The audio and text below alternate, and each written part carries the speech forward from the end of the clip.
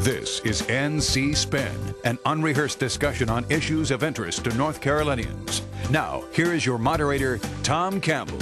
Welcome. You've heard and read the spin the media and the politicians have put on the issues of the day. To get the correct spin on what's going on in North Carolina, let's introduce you to our panel of experts. They include former House Speaker Joe Mavretic, Chris Fitzsimon from NC Policy Watch, John Hood from the John Locke Foundation, and former Lieutenant Governor Dennis Wicker. We got an interesting show for you this week to include our panel's insight on the Weinstein report on academic fraud at UNC, down ballot elections, and we're going to ask how important it is for us to know how much charter school employees are being paid. Of course, we'll also ask the panel to tell us something we don't know, so let's get started. After 6 months of extensive investigation, former federal prosecutor Kenneth Weinstein released his report on academic fraud at UNC Chapel Hill. For 18 years, these paper classes in the AFM Studies Department were arranged to help athletes in money sports remain eligible to participate.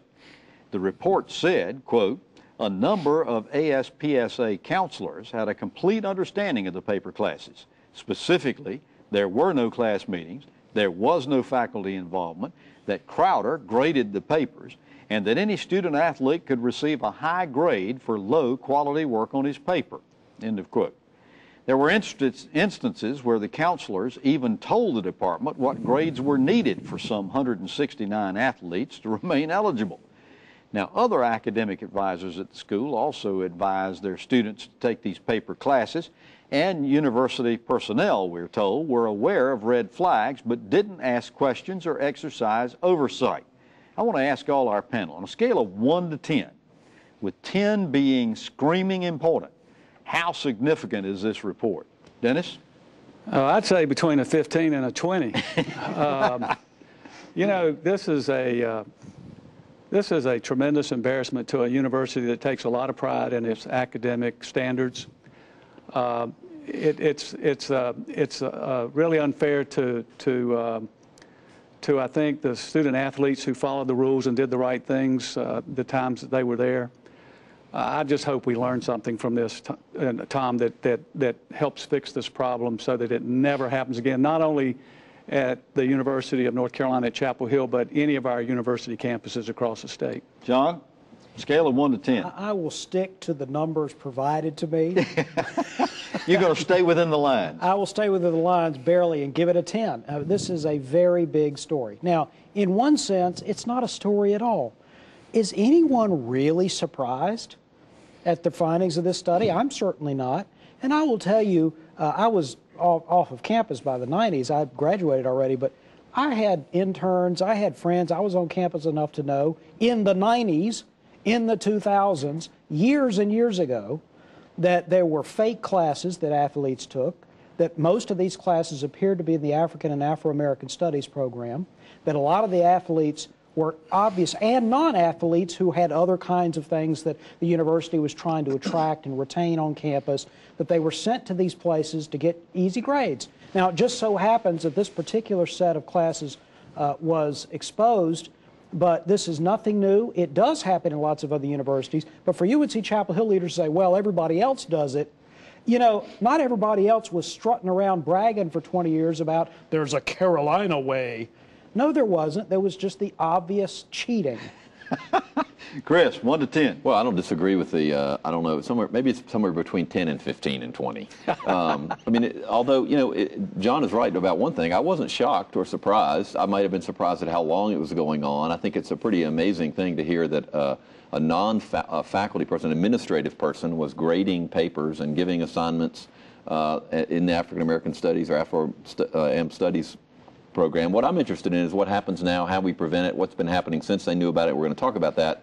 But the last thing I'll say is, as long as college athletics makes billions of dollars at major universities, whether it's UNC Chapel Hill or Auburn or wherever it is, these stories, I'm afraid, are going to continue and nothing's going to happen about it. Joe, 1 to 10. I give it a 5. Really? Yeah, I'm a class of 56 Chapel Hill, and we had courses in those days. They were called CRIP courses, They weren't African American studies. They were archaeology courses. Everybody knew that they were a Crip course. Now, wait a minute. I took archaeology. I know that. That's So did I. So did I. And the reason the reason those courses were there, and the faculty knew about it, and the students knew about it, and the parents knew about it, was that you needed a certain number of grade points to graduate, and there were classes where you could get an A or a B with very little work. Dennis, we alluded to this. Former Governor Jim Martin did a study within the last year, came back, didn't find hardly any of what was discovered today. Was he whitewashing this? Was he not able to interview what was going on with that study? Well, remember that it wasn't until some indictments came down and some people started talking that weren't talking before that the true facts came out. So Governor Martin didn't have the benefit of that at the time. That's correct. And also, in fairness to Governor Martin, and clearly there was a lot more there than he was able to discover, what he was trying to say initially about the question of was this academic or athletic is that while athletes maybe have disproportionately benefited, there were clearly lots of non-athletes getting these courses too for other reasons. But here's the question I think that the people in North Carolina want to have an answer to.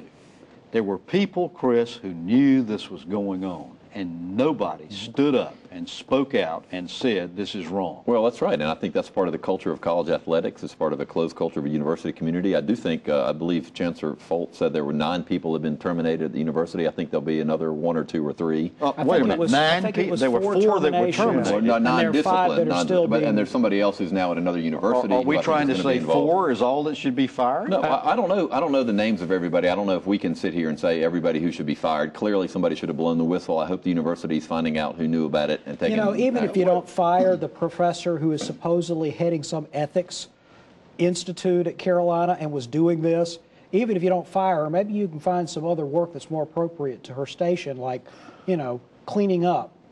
Well, wait a minute now. Let's not forget that on this show, before anybody took a position, on this show we took a position that said the chancellor, the athletic director, and the head football coach ought to be fired. Nobody was on that bandwagon at the time. My question is, what about poor old Mary Willingham, who was a whistleblower? I didn't see anything in the paper about her today. How about the McCants, the basketball player who blew the whistle? Well, he refused to talk to the investigator, who tried 3 times to talk to him. I understand that, but the investigator says there is also some tarnish in the basketball program. So is McCants telling the truth? Carolina now ought to adopt a new motto, and it ought to be to seem rather than to be. Well, the fallout from this, obviously, is going to continue for a while to come, and I'm sure we will talk about it again before it's all over and done with, but it certainly is a big story. I want to talk a little bit about this coming week. Our good friend Rufus Edmiston is going to be having his Super Kids annual fundraiser. For 20 years, this organization has supported and mentored talented but financially challenged children to help them succeed in personal and academic endeavors. This year's event is going to be at the State Farmers Market, and your $50 ticket includes good food, wonderful food, drinks, a big silent auction, and great company. So whether you can attend or not, this is one event worth supporting. Please go to www.specialsuperkids.com or call 829-1988 for more information. I know a number of us at NC Spin are going to be there and hope to see you there also. When we come back, we're going to talk about higher education, or the elections. NC Spin will return after these messages. My name is Bernie Teal. Sunburst Farms has been in my family for over 35 years. Last year I had to do something I'd never done before. Destroy 10 acres of good squash. I wasn't able to find enough workers. The opportunity is there. American families are demanding locally grown vegetables, and I want to provide that to them. So please tell Congress that we need immigration reform now. I sit in my exam rooms day after day with patients all day long. We get to know our patients. Sometimes I can't sleep at night if I don't think I've done the very best thing for my patient.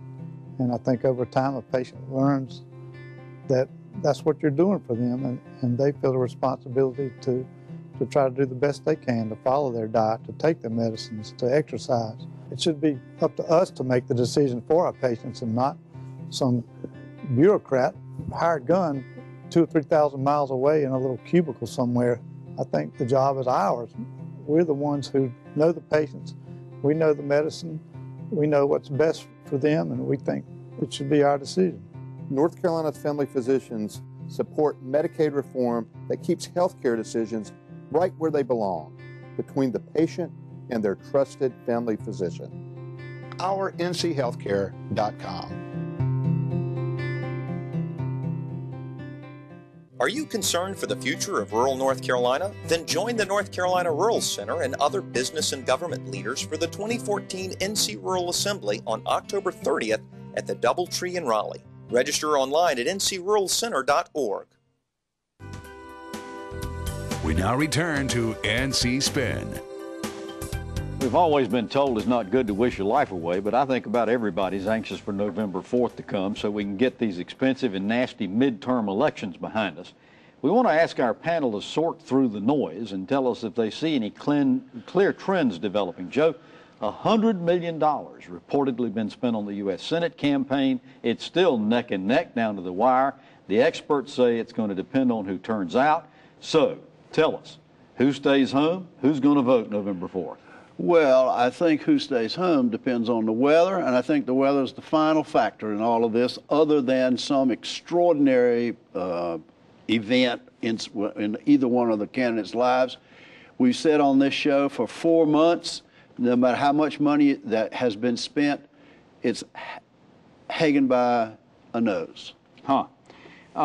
Everybody's focusing on this Senate race, but the average person has not thought much about the judgeships, and I want to talk about them some tonight because, frankly, directly they may affect more people than who our U.S. Senator may happen to be. So topping the election for Chief Justice of the Supreme Court is 2 Republicans, Mark Martin and Ola Lewis.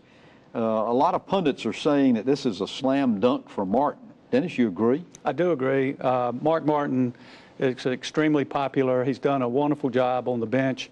I look for him to really have a landslide victory. Anybody disagree with that? No. All right.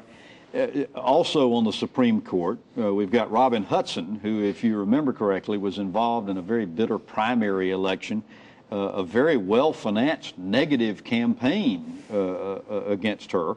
She's going to be running against Eric Levinson. Some people, John, think that all that publicity that was generated and all the emotional support Robin received is probably going to propel her to victory in this race. What's your take on it? I actually think she might win, but I don't think that would be the reason. People's memories are not very long. They reacted to that. I think that ad that was run against her during the primary season is a good example of the fact that while spending on advertising matters a lot, the advertising actually has to be good. And that ad was a bad ad on a bad issue, and it backfired. But I actually think this fall, Robin Hudson's fate and the other incumbents in the Supreme Court races are really just going to be washed by the tide of the Democrats and Republicans fighting it all out. Yeah, I was going to ask that. And definitely you've got a Democrat and a Republican in each of the other races. And I think they're going to be influenced by the ground game for the Senate race. All right, another one of these Supreme Court races, Joe, features 2 old friends who are running against each other. Bob Hunter, who's originally from Morehead City and on the court, facing Sam Ervin, a judge in the Court of Appeals. Handicap this one for us. Well, I think, first of all, the Republicans clearly are focusing on the Supreme Court judgeships, and they want to keep a majority on the bench, and I think that's a good strategy. I think Ervin's lost once, and I think he probably will lose again. Interesting. Anybody else have a different take on that? I think that one's going to be very close. I think, John, if there's a wave one way or the other, I think it could tip this race. This will be the closest, I think, of the judicial races. I was going to ask, how about the Sherry Beasley-Mike Robinson? You know, I had heard initially that that's the one race where the Republicans weren't sure they'd be as competitive because Beasley's an African-American. There'd be a lot of turnout oriented towards reelecting Hagan and making sure Beasley's reelected among African-American voters. But what I've heard recently is that to the extent there's any polling in any sense of what's happening, that race is actually very competitive. Well, but I think at the end of the day in that race, as in the Hagan race, women are coming. I think they're going to be at the polls and voting, regardless of the weather. All right, let's get into the Court of Appeals race, because we got this Donnybrook going on for John Martin's seat when he decided to retire. 19 people running in a winner-takes-all election here.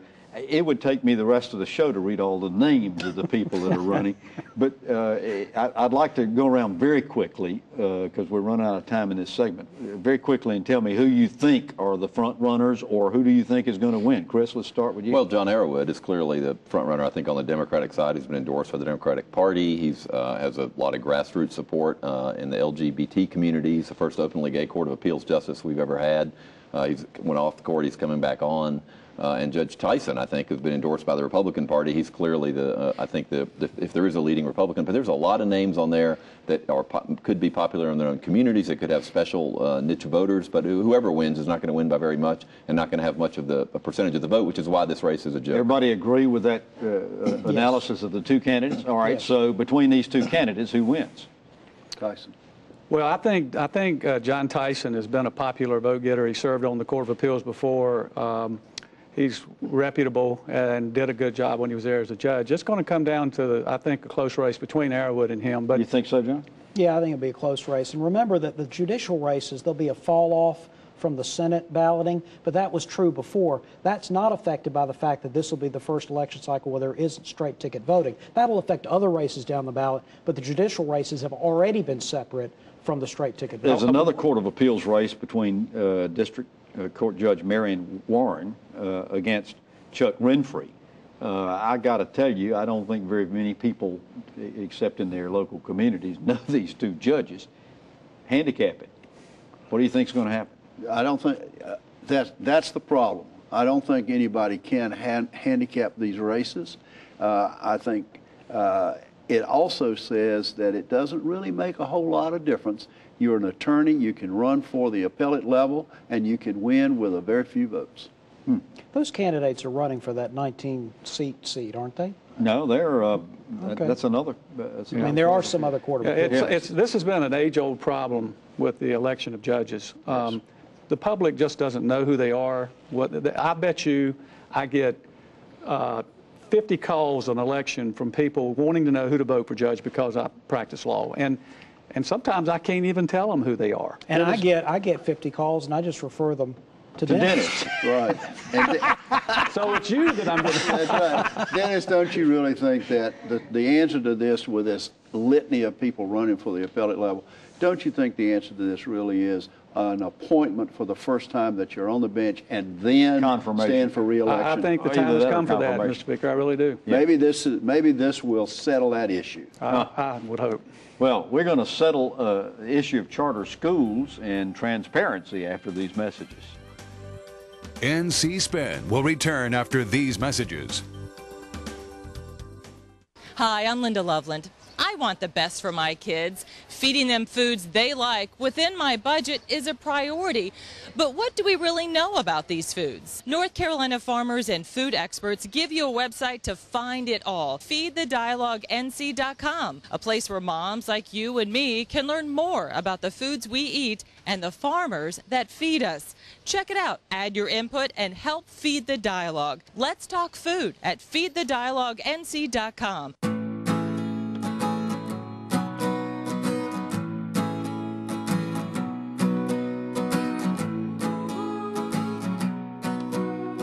The best part about being a member of a Touchstone Energy Cooperative is that it's your Touchstone Energy Cooperative. Learn more about the power of your co-op membership at TogetherWeSave.com. North Carolina's Touchstone Energy Cooperatives, looking out for you. Are you concerned for the future of rural North Carolina? Then join the North Carolina Rural Center and other business and government leaders for the 2014 NC Rural Assembly on October 30th at the Doubletree in Raleigh. Register online at ncruralcenter.org. We now return to NC Spin. I want to just close the loop on that last topic because obviously elections are of interest and important. Next week's show is going to be devoted to nothing but elections, so I want you to be sure and tune into that. When North Carolina authorized charter schools, the thinking was these new schools would provide innovative and flexible approaches to education, free from some of the education bureaucracy. We initially authorized 100, but in 2013, the legislature raised the cap and passed sweeping reforms. Requirements such as the number of certified teachers were relaxed, and tax exemptions were given landlords who rented to charters. But many became concerned over what they consider the lack of transparency by management companies. Governor McCrory and State Board of Education have ordered schools to submit salary information for employees of these private for-profit companies. Some of them are even refusing to be transparent. Chris, why should we care how much a charter school is paying management employees if their students are performing? Well, first of all, there are charter schools that are doing better than traditional public schools. There are charter schools that are doing worse than traditional public schools. Many are doing the same. There are charter schools that have every kid have to be a certain level of attainment, so by definition they're going to do better. So it's very complicated, first of all, when you measure charter schools. So why should we be concerned what they're paying their people? Well, we should be concerned because it's our tax. Why should we be concerned about how any taxpayer dollars pay? And that's like saying if the governor's if somebody in the government's doing a good job, let's pay him $5 million.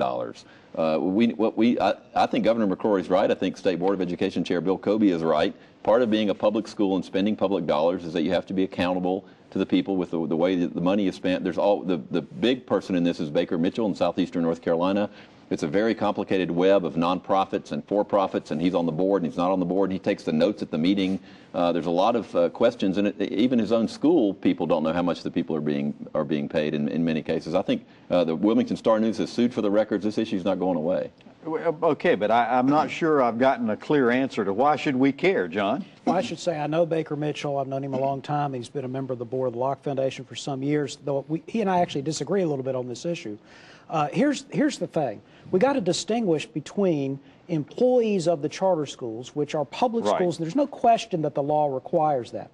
The argument that the governor and the State Board of Education are making might be valid, but I'm not sure it's what the law actually requires. I think the legislature, if they want to do that... Well, Baker says it didn't require. Well, keep in mind that what we're talking about is a company that is selling services to a public school.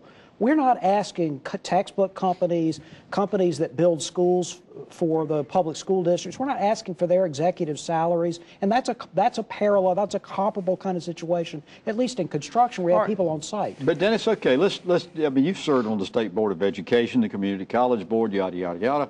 What happens if Mitchell decides, or some of these other management companies decide they're just not going to furnish this information? They're going to go to court? Well, that's a possibility. And can they win? Well, that's a possibility. But let me tell you what bothers me about it, Tom, and is the fact that the reason we should care is because the charter schools do take money away from the traditional public schools. And to me, money matters in education. That is just an axiom that everybody agrees upon. It matters. So, and if you're going to pay somebody in the charter schools an exorbitant amount of money, that ought to be applicable to the public schools. So, Joe, is anything going to happen here? No, because there's no way to measure. Yeah. There is no way to measure. All right, after these messages, we're going to ask our panel to tell us something we don't know.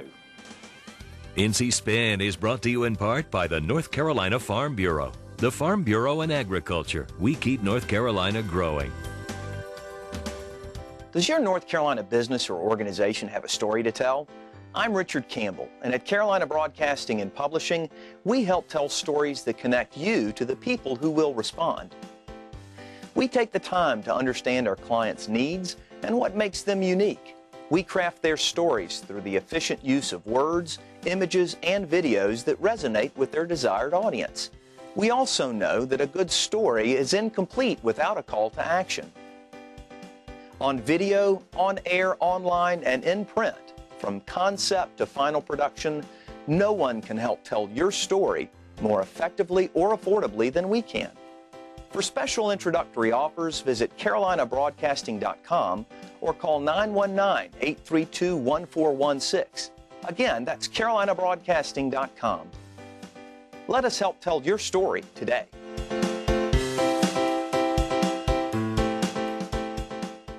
Are you concerned for the future of rural North Carolina? Then join the North Carolina Rural Center and other business and government leaders for the 2014 NC Rural Assembly on October 30th at the Doubletree in Raleigh. Register online at ncruralcenter.org. Joe Mavretic, tell us something we don't know. 10% statistically of North Carolina attends a state fair. From an individual point of view, Ben Spickard won 5 ribbons, 3 of them being blue. And he's your neighbor. Absolutely. Chris, tell us something we don't know. After claiming credit for stopping Medicaid expansion because he opposed the Affordable Care Act, Speaker Tillis is now saying he might recommend to the next General Assembly they expand Medicaid. This is one of the most fascinating issues of this campaign.